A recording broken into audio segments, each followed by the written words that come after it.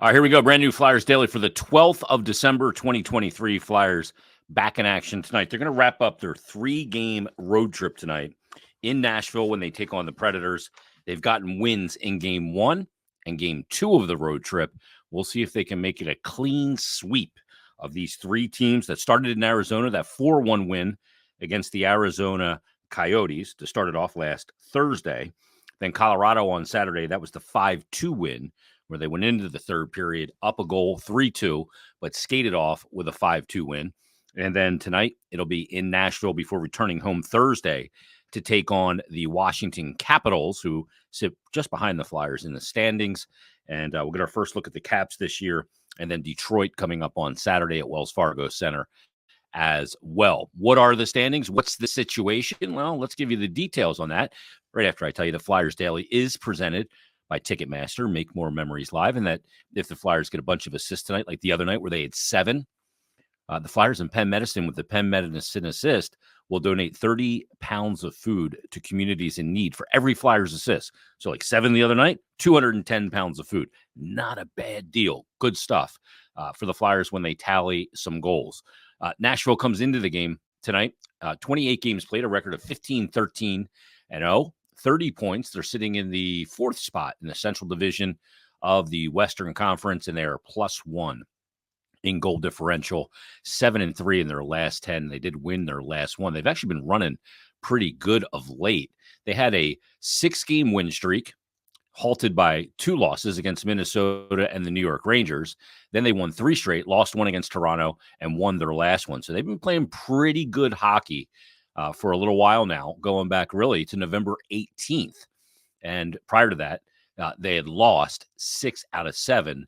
But like I said, they're a team right now that is pointing in the right direction, playing pretty darn good. They got a really good goaltender in UC Saros, one of the best players in the league, or certainly one of the best defensemen in the league in Roman Josi.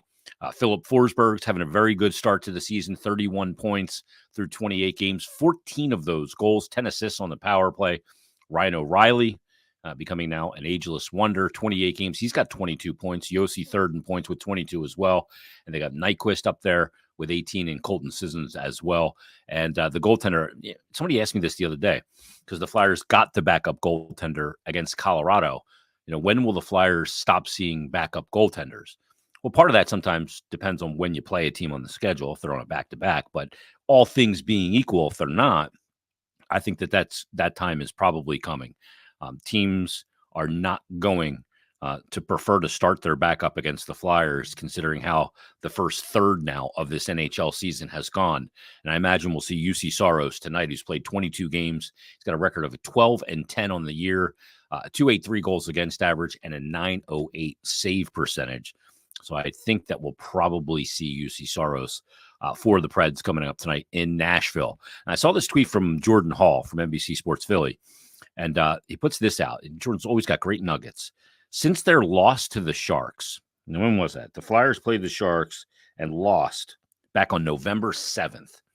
Since then, the Flyers have a record in 14 games of 10-3-1s. That is 21 standings points. The 21 points are the most in the NHL, basically from November 10th until now. So we see it every day. We live it every day because we see the team playing well. But to put some perspective on it, that since that date, since that loss against the Sharks, Flyers 10-3-1, most points in the NHL since November 10th. And they've played some pretty darn good teams in there. You look at some of the teams they beat. They beat the Los Angeles Kings. They beat the Vegas Golden Knights. They beat the New York Islanders. Yeah, they lost to the Islanders too. They lost to the Rangers. They lost to Carolina. They got an overtime point against the Devils. They beat Pittsburgh not once but twice. They beat Arizona, and they beat Colorado. So they've beaten some pretty good teams in there as well. Where's this all leading? Who knows? Who remains to be seen. But they've gotten the first 2 wins on this road trip, and they'll look to get their next one coming up tonight and sweep this trip and really make it a great trip before heading back and taking on some teams in the division. Now, here's the Flyers' last 4 games. As I said, they beat Pittsburgh 4-3 in the shootout. They beat the Penguins 2-1 in overtime. Then the 4-1 win over Arizona and a 5-2 win against Colorado. And tonight they're facing a team in Nashville, they've got some really good players. Nashville does. When you look at goals allowed per games played or goals for per games played, Nashville's not a team that's going to be up there at the top of the NHL. They're scoring 3.07 goals per game. They're also giving up 3.07 goals per game. Where are they at when it comes to the power play? As I mentioned, Philip Forsberg's got 10 assists on the power play, but does that necessarily mean that their power play is up there amongst the best in the league?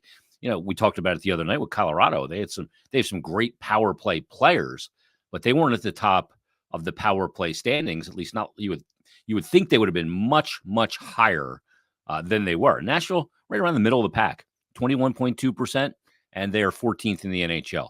Penalty killing, they're at 76.7%, which has them ranked right now in the league at 24. So power or PK, not that good. Maybe an opportunity for the Flyers to get on the power play and do some damage and keep improving that power play. It's been improved over that stretch, like we talked about, where they've gone 10-3-1 on that tweet that Jordan Hall put out.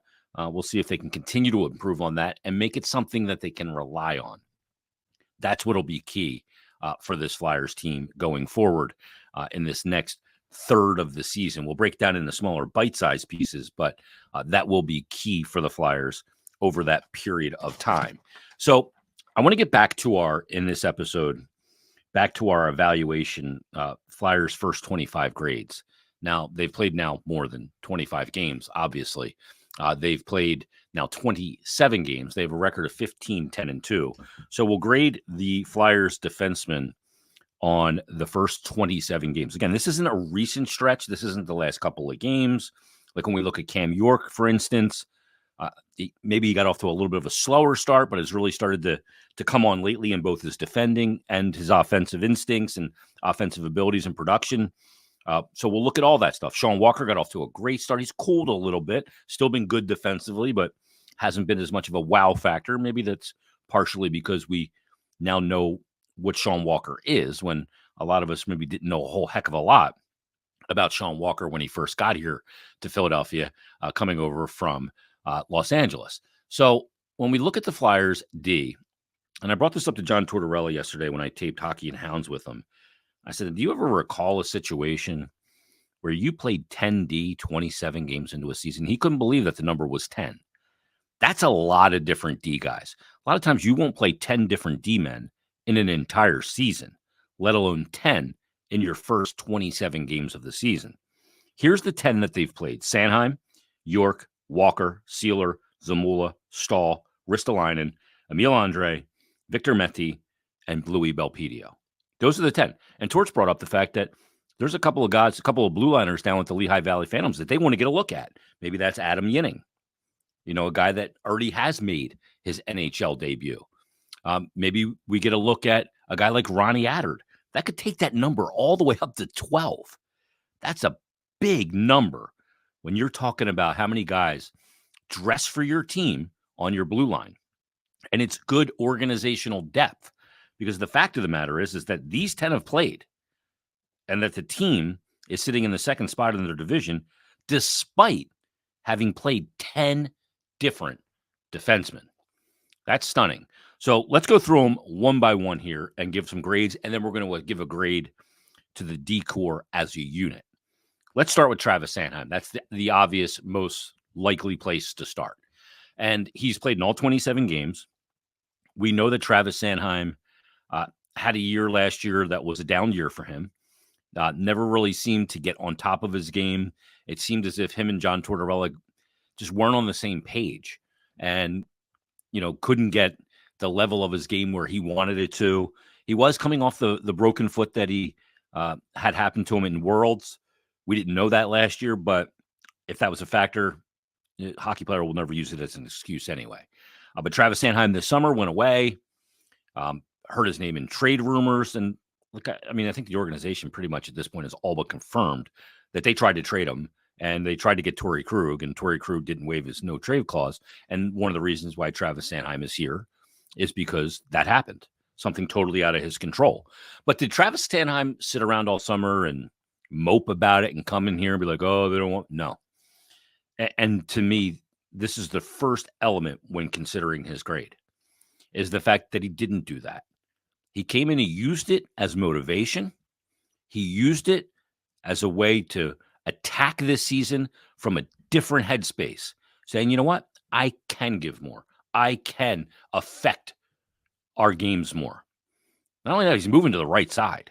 He's played right side in the past, but now he's playing right side in the NHL pretty much exclusively. So that's a big switch as well. He's second in the NHL only by a second to John Carlson in average time on ice. Again, he's played all 27 games. He has 3 goals, 17 assists, and 20 points. 25-38 in ice time. He's got 4 power play assists. We've seen he's got a shorthanded assist. We've seen, power moves from him, bringing the puck up the ice and going hard to the net. We saw a prime example of that against Colorado on the Joel Farabee goal. He drops the shoulder and goes hard to the net. He put on 20 pounds of muscle, hasn't affected his skating. Overall this season, when you look at the performance that he has put in, trying to defend the opposition top lines night in and night out, it has not been an easy task. But when you look at what he's done so far this season, and I don't want to compare it to expectations, I just want to kind of look at it on its whole. I mean, he is a solid A. He has not been perfect. And I think a top pairing D, you can't expect perfection because you're going against the opposition top line or top 2 lines, game in and game out. And they're going to eat. They're going to get there sometimes. And so it hasn't been perfect. And like the game against the Rangers, the giveaway to the middle when Kreider just knocks that puck down and scores. Those things are going to happen. When you're playing damn near 26 minutes a night, those things are going to happen. But overall, the attitude he has come in here with, the things you hear him saying, he is a solid A. He is a leader on this team. He looks completely different. And it was one of the big questions going into this year. If Ivan Provorov's not here, who's going to take those minutes? Who's going to take those roles? And it's Travis Sanheim. And if you would have asked me last year if that was going to be a recipe for this team to take a step forward or take a step backwards or stay flat, I would have said stay flat or go backwards. But since Ivan Provorov's out of here, Travis Sanheim has grabbed the con of the defensive room and led. So for that, he gets an A. All right, let's go to his D partner. Let's go to Cam York. So Sanheim with the A. Cam York's played in all 27 games as well. He's got 4 goals on the year, 7 assists, 11 points. He's playing 22-14 a night. Now, he's a young guy. Cam York is a young guy in this league. Still has not played a ton of games in the NHL. But Cam York handling that top pair very well also. Another big reason why they are where they are. And it's not because of the offensive elements that he adds. He was taken off the power play for a period of time. He needs to be their PP1 quarterback. And it looks like he's back in that role now. But really, the big step for Cam York for me is defending and defending off the rush. He looks so good off the rush because he's such a malleable skater. He's totally under control. Some guys skate and it looks like their limbs are flying everywhere and it's out of control. You know why? Because it is. Cam York, calm, cool, smooth. Everything's under control. If a guy moves, I can move with him because I'm on top. I'm just balanced. He's got great balance as a skater. And that helps you in those, odd man rush situations. That's been a big step up for Cam York. Some of the offensive things are coming, and that's a great thing. That needs to be part of his game. The fact that John Tortorella told us this last week on Hockey and Hounds. There was a 5-on-4 situation late in the game, or 5-on-3. And Cam York and Travis Kennedy were turning around and John Tortorella said, give us a chance, make it a 6-on-3. Pull the goalie and make it a 6-on-3. He did. They scored. They tied the game. I think that was against the Devils. Those are things that you want to see from him. A guy that wants to get after it. He's very laid back. He's a very cool California chill kid. And we do mistake that sometimes for effort and belly and being a gamer, all that stuff. But Cam York's had a very good first third of the season. I'm going to give him a B+. Big part of that, too, is that he's playing on the top pair with, just like for Travis Sanheim, is not an easy task. Let's go to Sean Walker because, again, this is a guy we didn't know much about. He comes in, 27 games played. He's got 3 goals, 8 assists, 11 points. He's got over 21 minutes of ice time average per night. And he's a guy that I think just fits the system really well. He fits that spot on the second pair really well. He's had really good chemistry with Nick Seeler, and the second pair has been very good.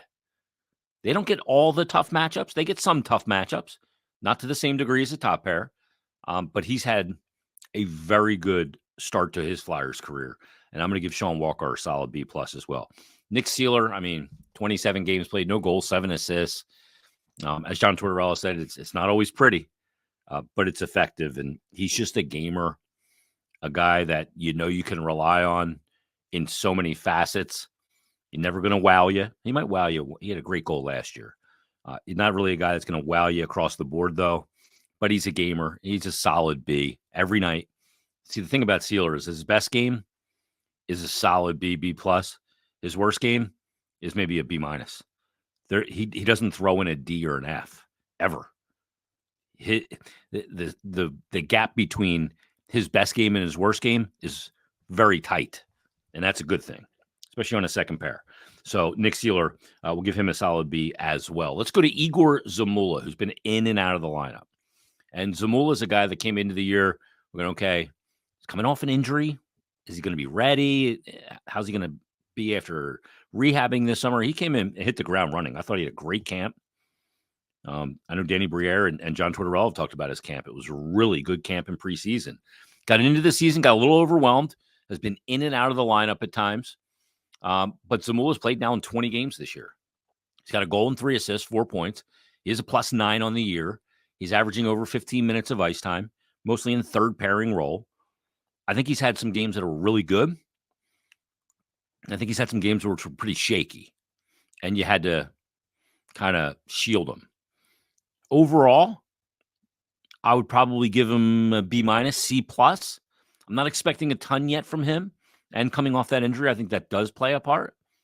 I'd like to see a little bit more decisiveness and aggressiveness at times, and aggressiveness doesn't mean checking guys through the boards. He's a big guy. The decisiveness with what to do with the puck when the Flyers D creates a turnover to go the other way. I'd like to see him play a little faster in that regard. But he's in a pretty good stretch right now. I thought he had his best game of the season against Arizona. So we'll see if he can keep it up. So we'll go a C+ for Igor Zamula. Mark Stahl comes into the Flyers, knowing he's not going to be a guy that's going to play all 82 games. And he got hurt and we missed a month. And even since he's been back, he's been in and out of the lineup. He's not going to block any kids from playing. He's played in 11 games total. He's got no goals, no assists in those 11 games, played just over 13 minutes. He's 36 years of age. He's played a long time in the league. I think his biggest value is how he can help young players learn to be a pro. But Mark Stahl, it's such a small sample size for him. I think when he first got back from the injury, it was rough getting his legs back under him. Thought he played okay in the beginning of the year, so we'll just give him a C. I'm not going to ding him too hard for, getting a little bit of a slow start after going to a cup final with Florida and then getting hurt, missing a month, and then a little bit of a slow start back. Thought he had a good game against, a couple games ago. I thought he played really well. So I just don't know that we've seen enough consistency of play for Mark Stahl to really go deep on his grade. But another guy that's played double-digit games on the blue line for the Flyers. Rasmus Ristolainen. Risto didn't play at all in the preseason. I don't think he played in the preseason.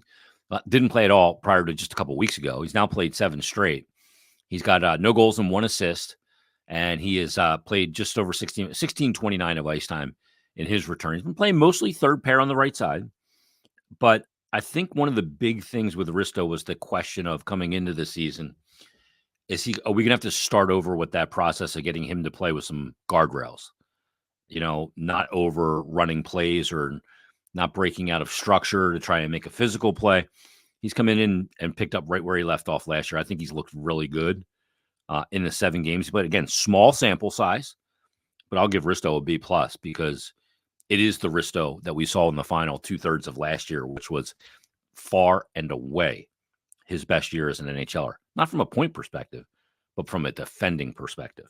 So, and it's also opened up a lot of eyes around the league. He's a guy that I think teams are calling the Flyers about trying to acquire. So we'll see where that goes as the season moves forward as well. Louis Belpedio. Now, Louis Belpedio comes in, 27 years of age, kind of this depth guy, kind of in this Nick Seeler mold a little bit.